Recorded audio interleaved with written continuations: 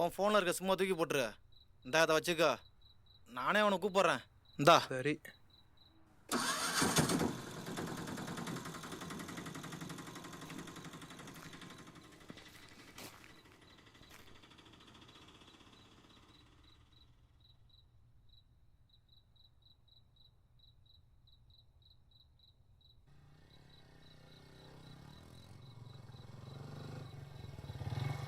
சிலை மாற்ற கஷ்டமாயிடுச்சு.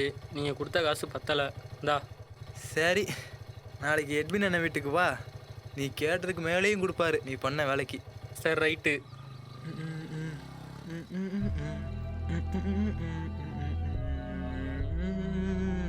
பா, இன்னையிலேருந்து நான் பணக்காரன்டா. ஒழுங்காக பிளான் பண்ணதுக்குள்ள இதில் சிம் வரப்பா.